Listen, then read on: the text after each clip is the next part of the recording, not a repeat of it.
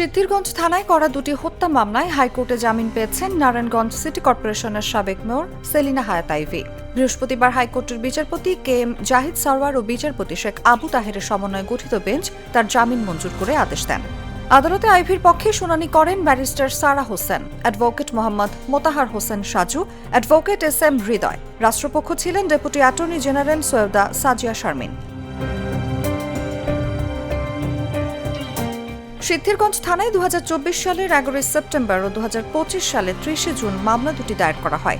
এই দুই মামলার একটিতে 2রা মার্চ ও অন্যটিতে 12 এপ্রিল তাকে গ্রেফতার দেখানো হয়। এই দুই মামলায় অধস্তন আদালতে বিফল হয়ে হাইকোর্টে জামিন চেয়ে পৃথক আবেদন করেছিলেন কারাবন্দী আইভী। গত বছরের 9 মে ভোরে নারায়ণগঞ্জ শহরের দেওভোগের নিজ বাসা থেকে আইভীকে গ্রেফতার করে পুলিশ। পরে তাকে বৈষম্য বিরোধী ছাত্র জনতার আন্দোলনের ঘটনায় হওয়া 3টি হত্যা মামলা ও 2টি হত্যা চেষ্টা মামলায় গ্রেফতার দেখানো হয়। এই 5 মামলায় হাইকোর্ট থেকে গত বছরের 9 নভেম্বর জামিন পান সেলিনা হায়াত আইভী। এই জামিনের বিরুদ্ধে রাষ্ট্রপক্ষ আপিল বিভাগে পৃথক 5টি আবেদন করে। চেম্বার জজ আদালত গত বছরের 12 নভেম্বর হাইকোর্টের দেওয়া জামিন স্থগিত করে রাষ্ট্রপক্ষের আবেদনগুলো আপিল বিভাগের নিয়মিত বেঞ্চে শুনানির জন্য পাঠান। আবেদনগুলো আপিল বিভাগে শুনানির অপেক্ষায় রয়েছে।